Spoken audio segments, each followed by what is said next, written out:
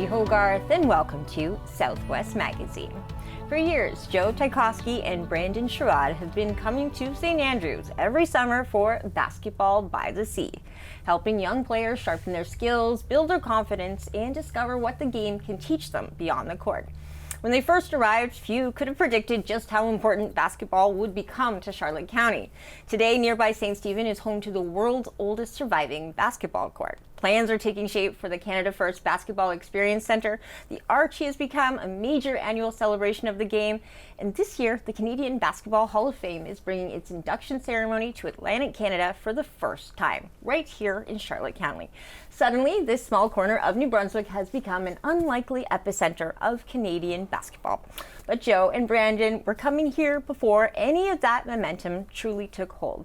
Joe has spent decades coaching and developing young athletes. Brandon's journey has taken him from Yale and the NCAA tournament to professional basketball in Europe, and now back to Yale as a coach and mentor.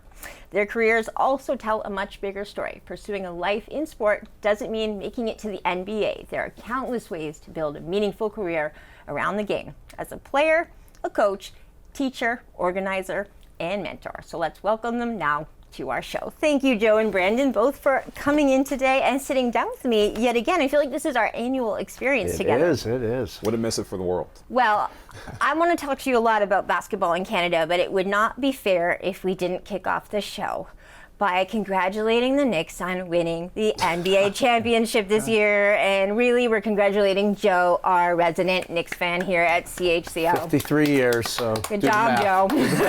We love this for you. But you said I say you said you were old enough to have remembered the last time they won. Is that true? I was 9 and 11 or 7 and 11. Yeah. And just the way, as Brandon can attest through his sister, how New York City just really came together, that's a tough thing to do, and it was neat to see.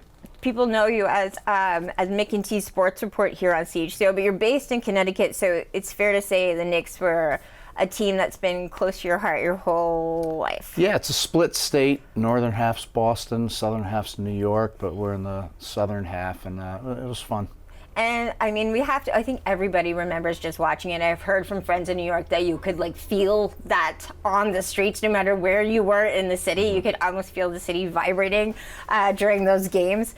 What has it been in your part of the world to see this kind of championship that so many people were rooting for, and not just Timothy Chalamet, as it turns out? It definitely was just a unifying experience. People who weren't sports fans got into it a lot, and Brandon can attest to it because his sister works in the city.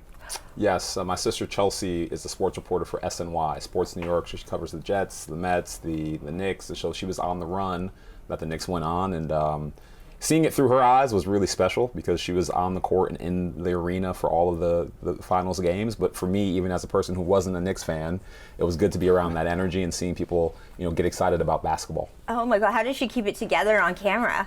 Oh, well, luckily she wasn't live when some of these, game-winning shots were happening or the championship was happening. It was all post-game, so she was able to collect herself. But, if I was in her position, I don't think I would be able to hold it in.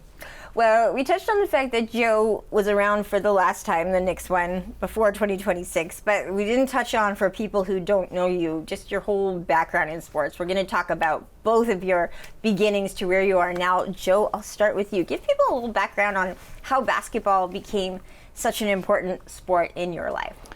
Yeah, it was just my dad was a University of Connecticut UConn graduate, so I always followed them from a young age, followed the Knicks, and the Northeast is a pretty sports-oriented area, and never really much of an athlete outside of playing around.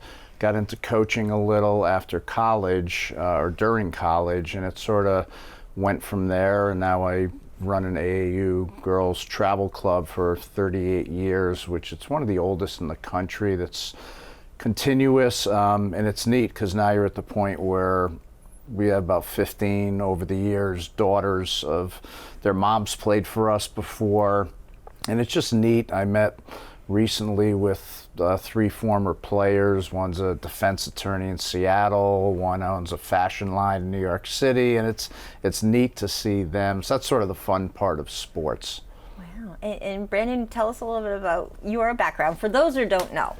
Yeah, so I was a very late bloomer to the sport of basketball. I started off younger playing baseball and soccer. I also sang a bit. And as a freshman, I started playing because my friends thought I should try out for the team because I was so tall. I was a really heavy-set kid, and so I started off as a terrible basketball player. Couldn't make a layup, couldn't dribble, and went from my freshman to sophomore year losing 100 pounds, and went from just playing freshman basketball to starting varsity. And had a lot of success in high school, winning a couple of state championships, and I was Gatorade Player of the Year in 2010.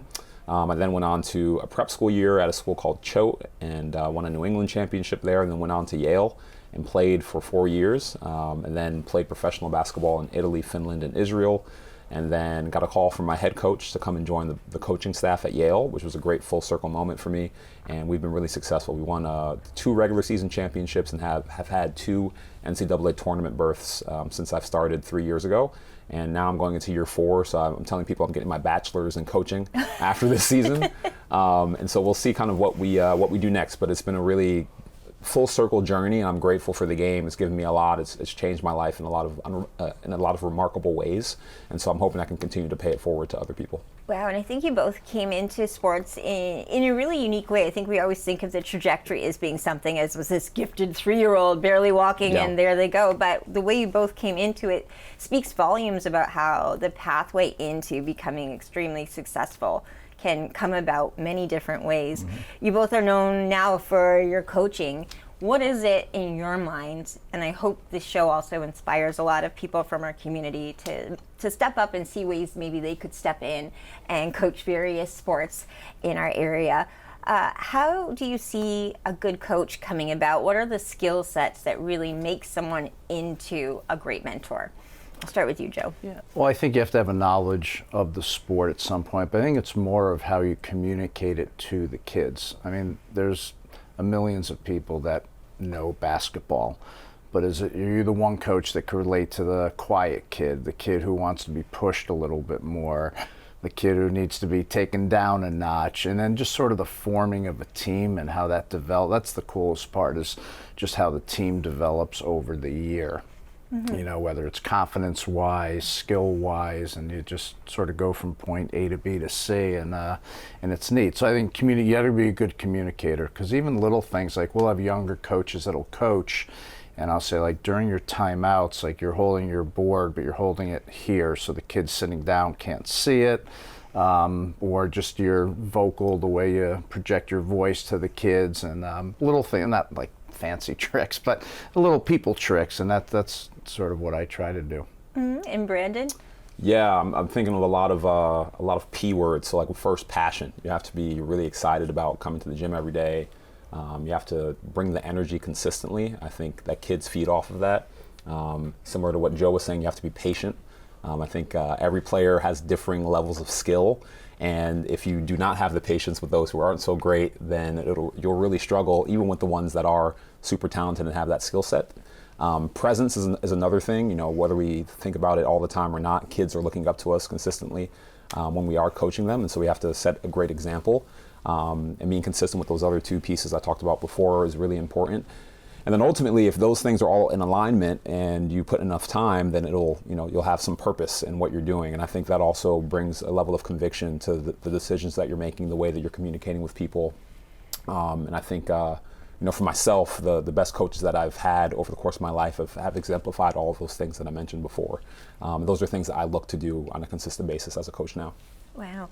I have to admit that some of the advice you've given on the show has well beyond basketball. We use a Brandon Sherrod quote around here, which I think may have been your father's. It's we either win or we learn.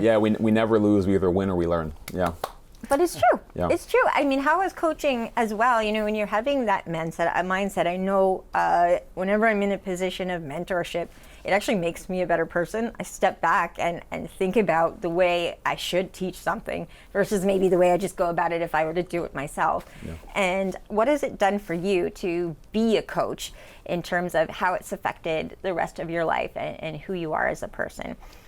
I always like to think of the connections, and not like in a business sense, but that I can walk down on Water Street And when someone new comes with me, and they'll say, how many people do you know here? And I'll say, well, the reality is when you coach a sport, there's always going to be a team and a set of parents and fans. So it's just a big, I don't want to say family, but it's a big area where you see a lot of people, and it just makes it so much easier to meet people, which is how, like here, I always say to people, if you go somewhere on vacation, be part of where you go. Don't just go to the chain restaurant, even though Subway is awesome. Matt Harvey. I saw him that's how today. local you are. I saw him today. You know the owner of the But yeah, meet the people, find out about the place, and learn about it. And that's coaching is sort of, you don't think of it as that way. You think of it as like, oh, younger coaches, how much can I win? And I'll show them how much better I am. And it's sort of the other parts of it that make you, and then the other thing is to have fun. Like a lot of times you just look at how big a business it's become, and you're like, does anyone even like have fun at it anymore? And like, Brandon does a great job at the camp of mixing that in with fun games, skill games, and you can't forget that part of it.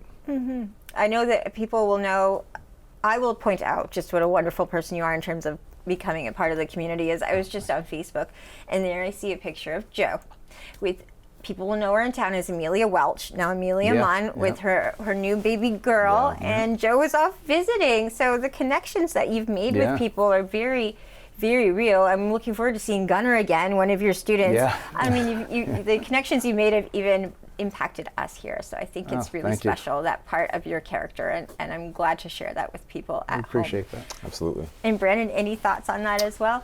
Yeah, I think the legacy that you leave is determined by the impact that you have on other people's lives, and the way that you inspire them to then go out into the world. And so, I think as coaches, we bear that responsibility to a great extent.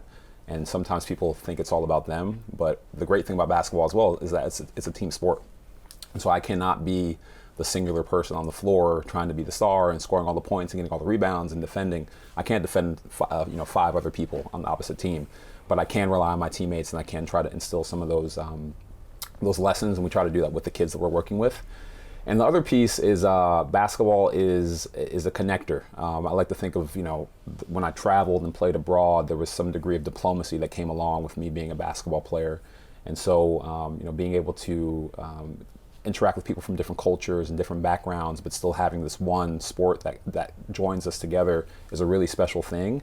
And it's great to come to a country like Canada and in a community like St. Andrews that Joe has truly fallen in love with and exposed other people to, all through the sport of basketball. So it's a really special thing. We're going to talk about how the sport has grown here in Charlotte County in astronomical ways, but before we get to that, I want to talk a little bit about women in basketball, because since you've been coming here, we've even seen the WNBA reach heights, I think, in my lifetime I never expected to see. It was really exciting to even watch women's college basketball, and that's all I watched was women's college basketball.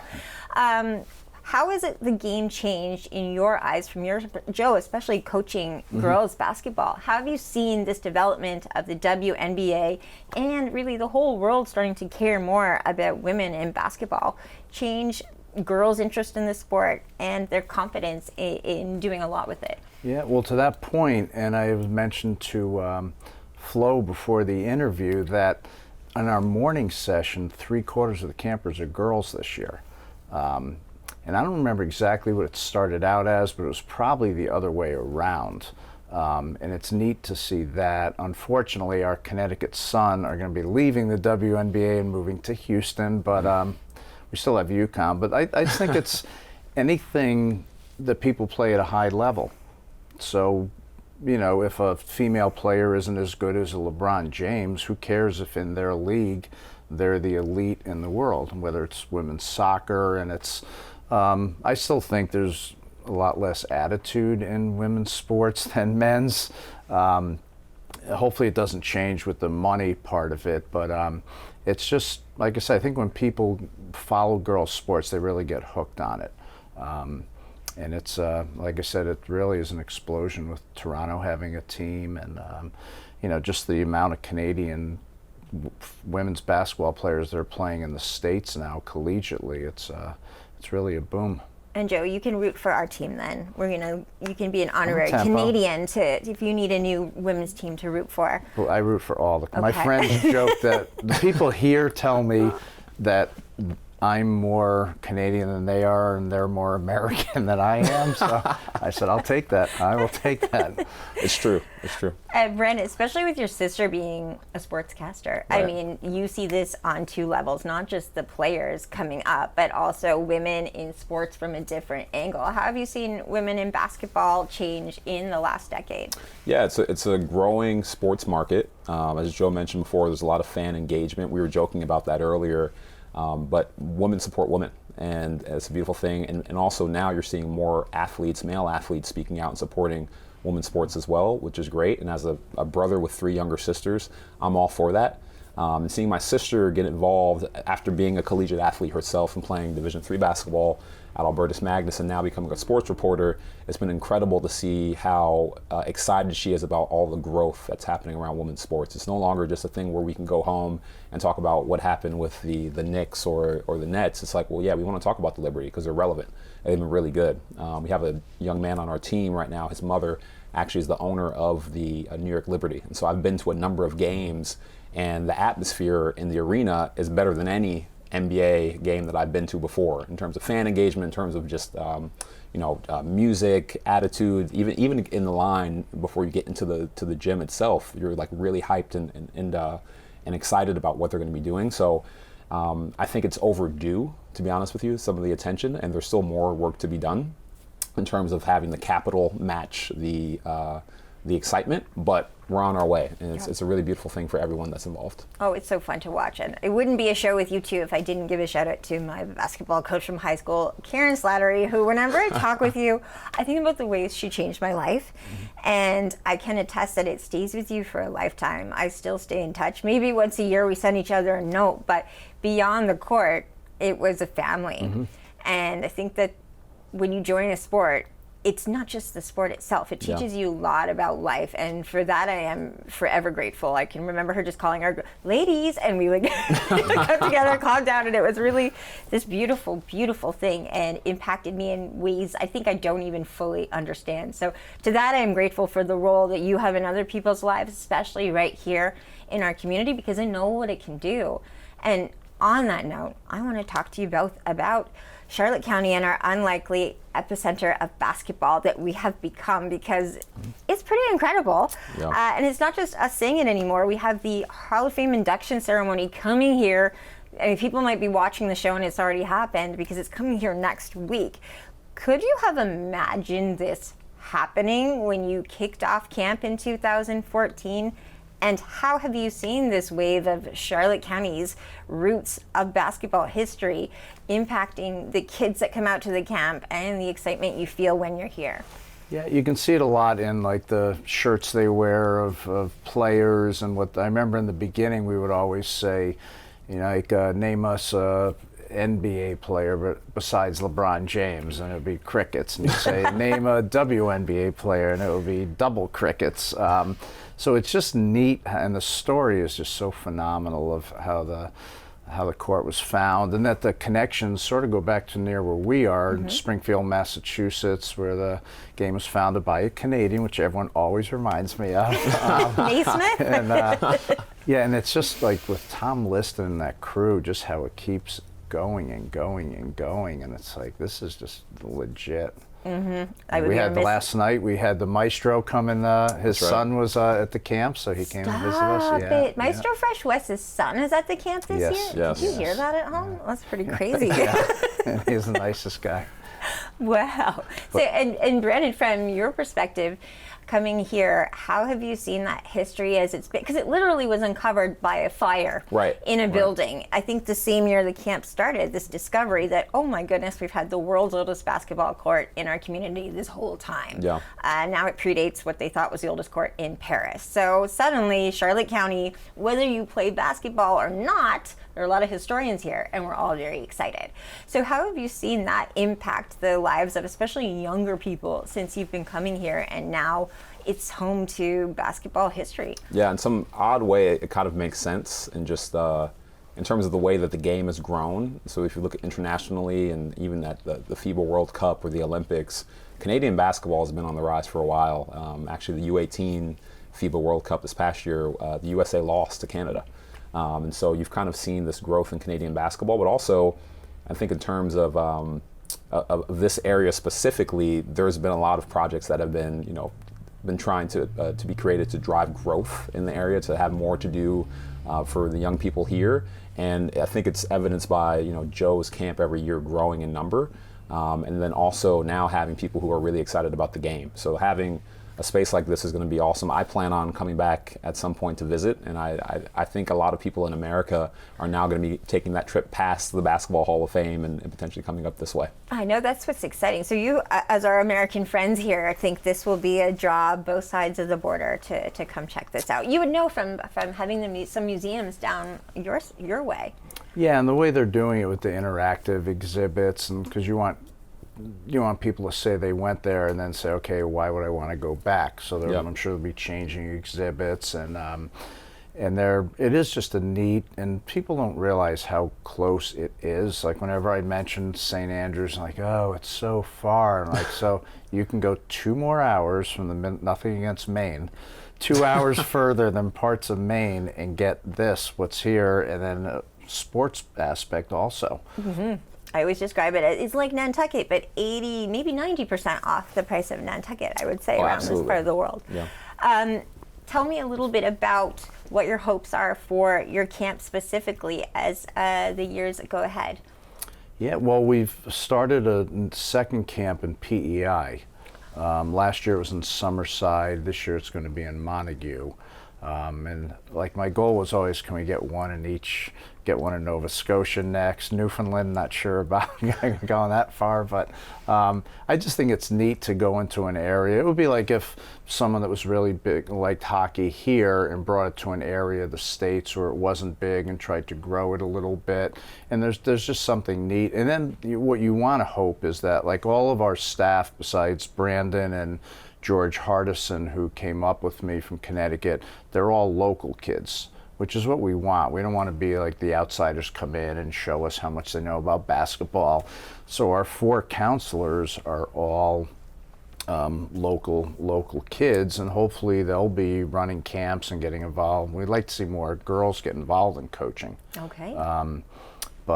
Yeah, so we're hoping, like you said, there's a limit to how big we want to get in the summer. We don't want it to become like a job, but it's, we'd be content to expand it up here another week if we had to, or go to another part of New Brunswick, and but we're pretty happy. It's on solid footing.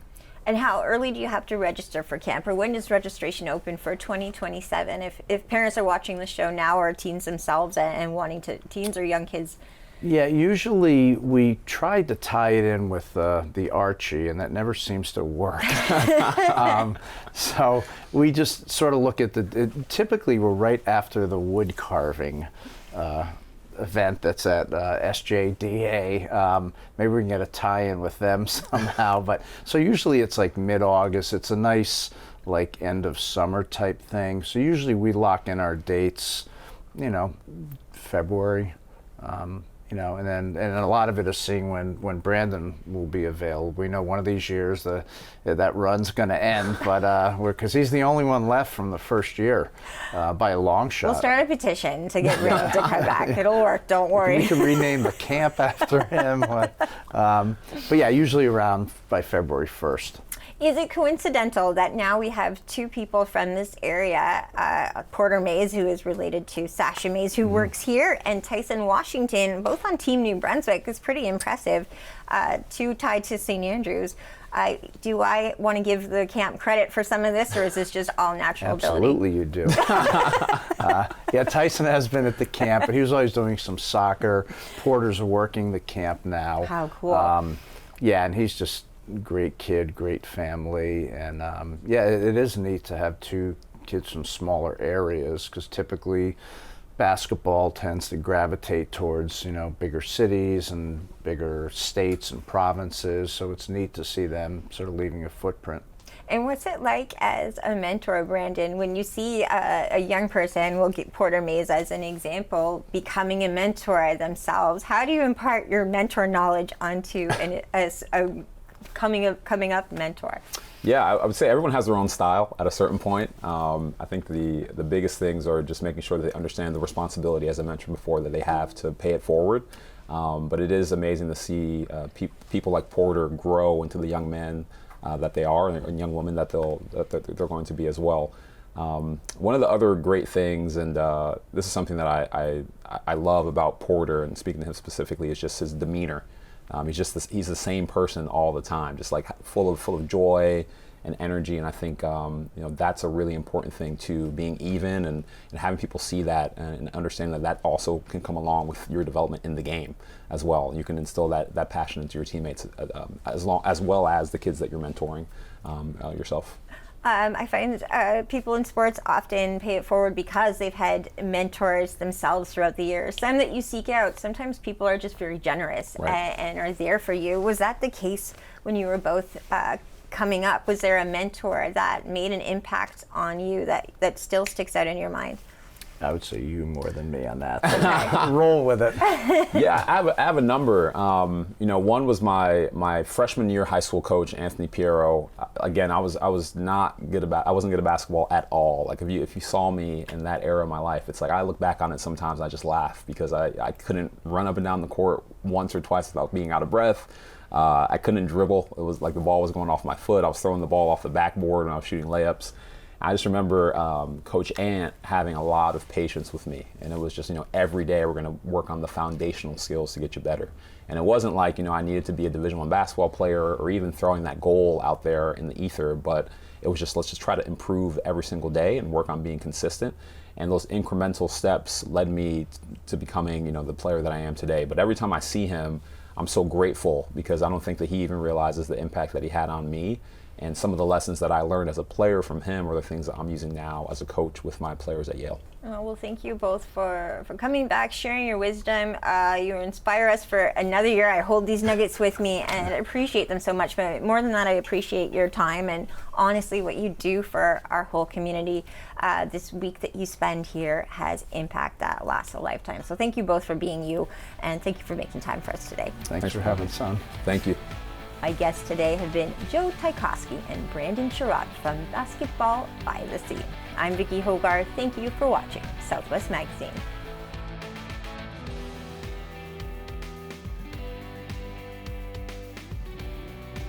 Southwest Magazine is a news and public affairs production of CHCO Television.